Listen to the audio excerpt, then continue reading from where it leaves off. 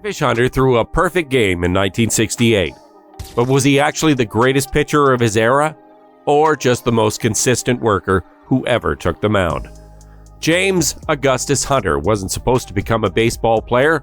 Growing up in rural North Carolina in the 1950s, Catfish was the son of a tobacco farmer who believed in discipline, hard work, and respect.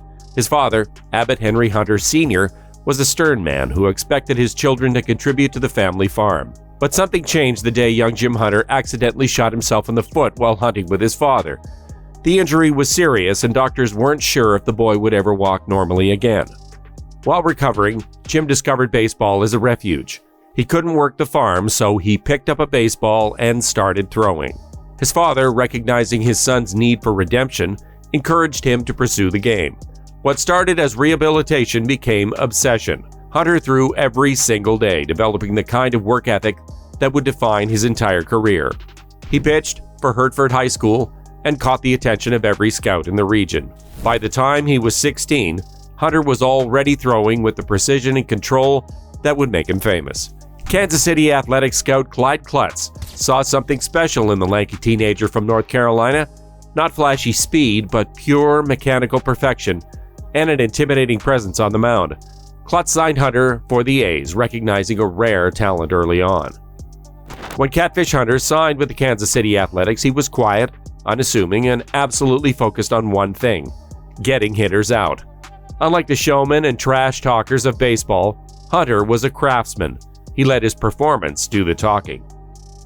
Catfish Hunter didn't need a flashy nickname to establish himself in the baseball world. No Rocket, no the Dominican Dandy.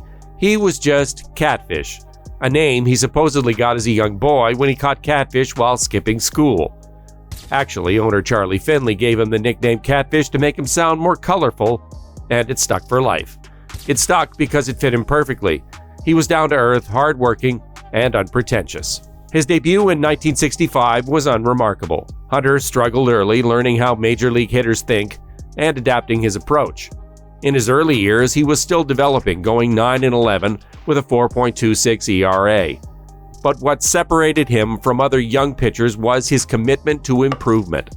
He studied batters like a scholar studies texts, understanding their weaknesses and adjusting pitch by pitch. By the early 1970s, Hunter had figured it out completely. He became one of the most reliable pitchers in baseball. But Catfish wasn't satisfied. He wanted to be better. Hunter approached pitching like Ted Williams approached hitting, as both an art and a science. He didn't just throw pitches, he orchestrated games. He moved the ball in and out, up and down, keeping hitters off balance. His fastball wasn't the fastest, his curveball wasn't the sharpest, but the combination was deadly. On May 8, 1968, at the Oakland Coliseum, Catfish Hunter threw one of the rarest achievements in sports, a perfect game. 27 hitters came to the plate, 27 went down. No hits, no walks, no errors. What made Hunter's perfect game different from most was how he did it. He wasn't overpowering hitters. His fastball was a respectable 90 miles per hour, not exceptional by today's standards. Instead, he was absolutely precise. Every pitch had a purpose. Every pitch was placed exactly where he intended. The Minnesota Twins batters couldn't touch him. They kept fouling off pitches they couldn't quite catch up to, then watching offerings that looked like strikes dart out of the zone. By the ninth inning, everyone in the stadium knew what was happening. The crowd was on its feet. The pressure was immense. But Catfish didn't blink. He pitched through pressure his entire career. In the ninth inning, he retired the side in order, recording the ninth perfect game in baseball history. Hunter walked off the mound the same way he did everything else, without fanfare, just a nod to his catcher and a walk to the dugout. When asked about the perfect game afterward, Hunter was characteristically humble. "It was a good day," he said. "My control was there. The team played well behind me. That was it. No celebrations, no boasting." The 1970s belonged to the Oakland Athletics, and Catfish Hunter was the anchor of their pitching staff. Along with the fiery Raleigh Fingers and the young Vida Blue, Hunter provided consistency and excellence. He was the calm in the middle of baseball's most colorful team. Those athletics teams were wild. Owner Charlie Finley dressed them in Kelly green and gold uniforms. They wore mustaches before anyone in baseball. They feuded with each other and screamed at umpires. And in the middle of all this chaos stood Catfish Hunter, the quiet perfectionist who just wanted to pitch. Hunter won 20 games 5 years in a row, from 1971 to 1975. During that span, he averaged 24 wins per season.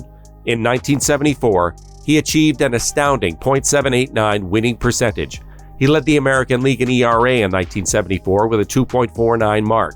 He was the definition of consistency and excellence.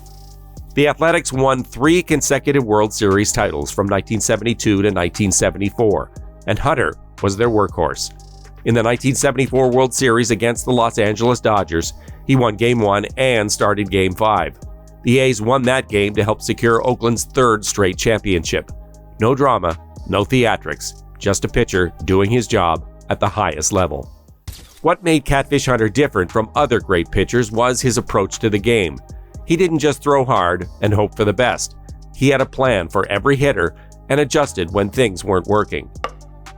Hunter believed that pitching was about location and execution. He kept meticulous notebooks on every hitter in the league, similar to what Ted Williams did from the batter's box. He knew their tendencies, their weaknesses, what pitch they liked in certain counts. He'd study them before games and adjust his strategy accordingly. His fastball had life and movement, but what really made it effective was his curveball. The 2 pitches worked in concert. He'd set up hitters with fastballs, then use the curve to keep them honest. He rarely walked batters because his control was exceptional. In 1973, he walked just 66 hitters in 315 innings pitched. That's control that seems almost impossible by modern standards. Hunter's work ethic was legendary. He pitched 295 innings in 1972 and 256 in 1973, workloads that would shock modern baseball. But he handled them because he prepared meticulously. He ran constantly, strengthened his arm, and kept his body and health in good shape. In 1974, Catfish Hunter became one of the most important figures in baseball history. Not because of anything he did on the field, but because of what happened in the front office. Oakland owner Charlie Finley failed to make the required payment into Hunter's deferred compensation fund, and Hunter challenged the contract. The arbitrator ruled that Hunter was a free agent, the first true free agent in baseball history. Suddenly, the best pitcher in baseball was on the open market. Every team in baseball wanted him. The bidding was fierce. The New York Yankees signed Hunter to a 5-year, $3.35 million contract, an astronomical figure at the time. Around Hertford, North Carolina today, the talk was about hometowner Jim Catfish Hunter, who flew up to the Big Apple last night, signed some papers, and came home with a reported $3,750,000. In return, all he has to do is throw baseballs for the New York Yankees. Ed Bradley reports. Hunter became the then highest paid pitcher in baseball history. The money was significant, but what mattered more was that he chose to go to New York and the Yankees. From 1975 to 1979, Catfish Hunter was the face of the Yankees. He won 23 games in his first season in pinstripes. That team, with Reggie Jackson, Thurman Munson, and Hunter, became one of baseball's greatest dynasties. By 1976, Hunter won 17 games and helped the Yankees reach the World Series, though they lost in Cincinnati. But the next 2 years brought championships. In 1977 and 78, the Yankees won back-to-back World Series titles, with Hunter contributing significantly to both championships. Popped up. Munson, this could be it. He's got room. He's waiting. The Yankee bench on the field. Yankees are the champions.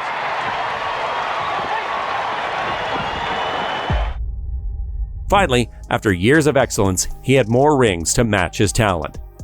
Hunter's time in New York was complicated. The Yankees were intense and demanding. Steinbrenner wanted perfection every single time. The media was brutal, but Hunter handled it with the same grace he brought to everything else, by focusing on his job and doing it well.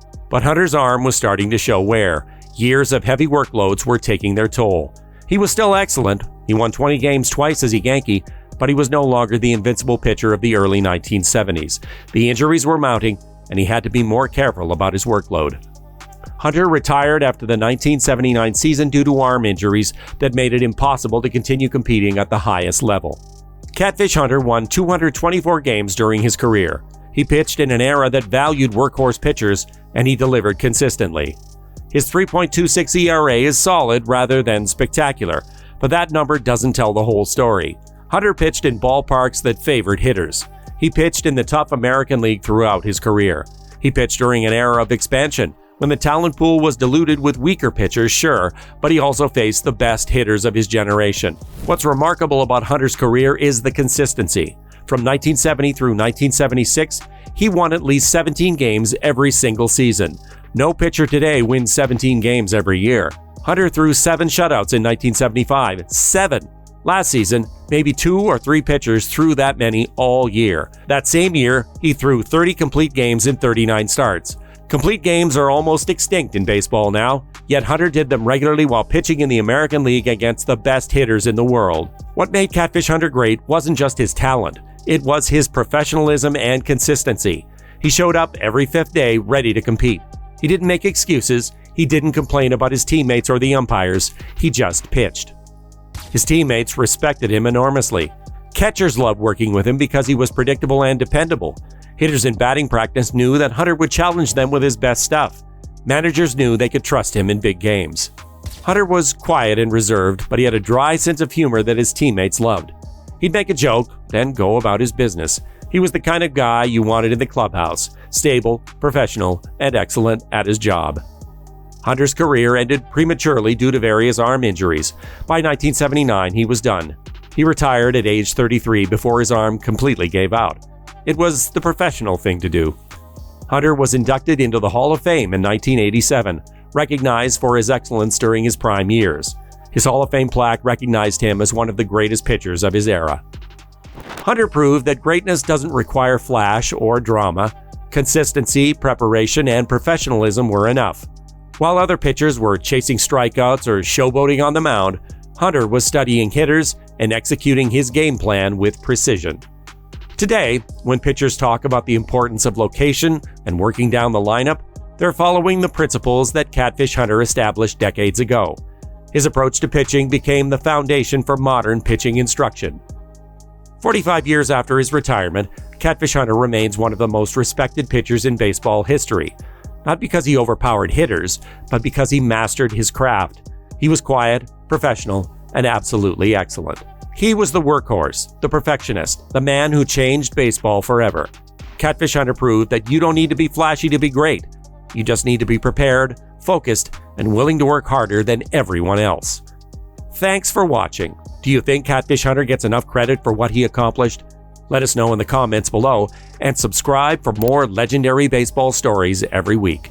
This is Inside Baseball, where we bring you the best of the game.